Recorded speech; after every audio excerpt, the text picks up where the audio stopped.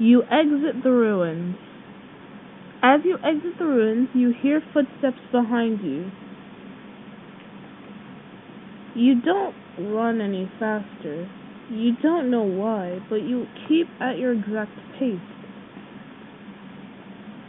Once you reach tall wooden bars, a very kind of deep but kind of shrieky voice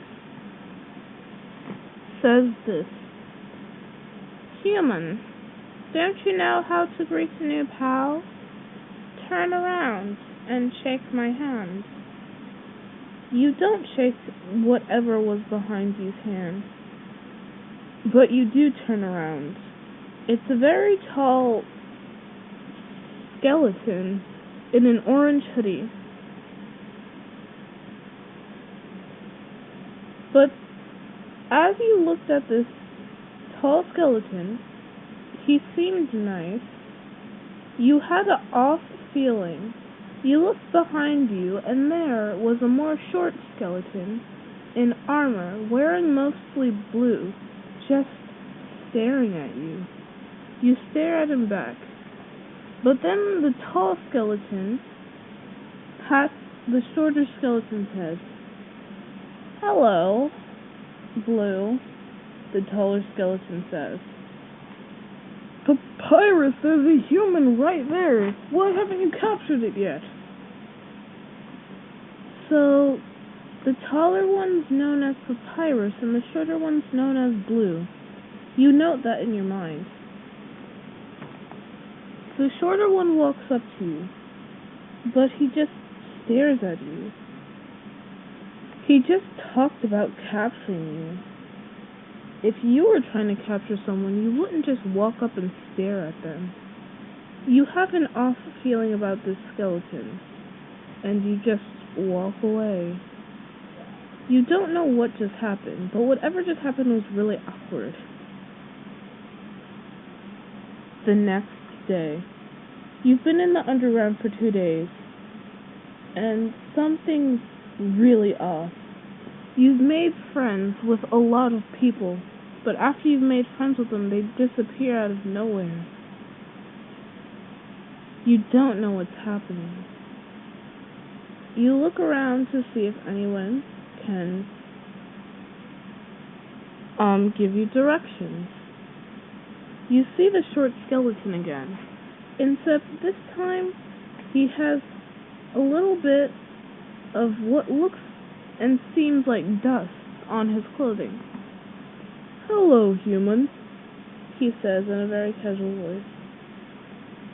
You know, the first time I saw you, I just had my mind set on capturing you. But now, you seem to be a very good wife. You look at the shorter skeleton with a surprised look. What? Wife? The shorter skeleton walks up to you and grabs you by the hip. There's a flash of light that makes you blank out for a minute. You wake up 2 seconds later and find yourself in a bedroom. The shorter skeleton you see sitting on a bed. You're on the bed too, but you're laying down. Oh, you're up already? Wow, that was fast. You just stay silent. You don't know what to do in this situation. The shorter skeleton pins you to the bed. So, human, what should we do first? You have an idea in your head of what the shorter skeleton's going to do, but you don't know how he's going to do it to you because he has no junk. And as soon as you thought that, you see a glowing bulge inside of the shorter skeleton's pants. Inside of Blue's pants.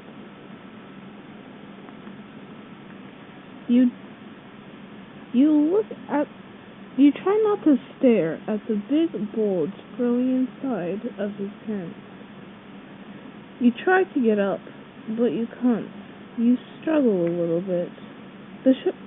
Blue takes out a knife and puts it near your neck.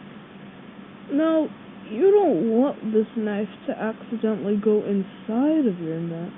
Now, do you, human? You look horrified.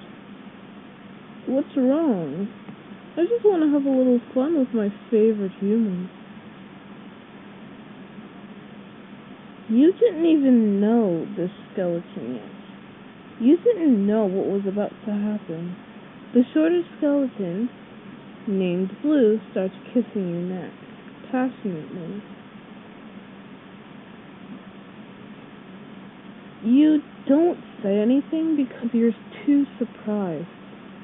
That's part 1, y'all. This is a cliffhanger. Sorry, not sorry. Bye.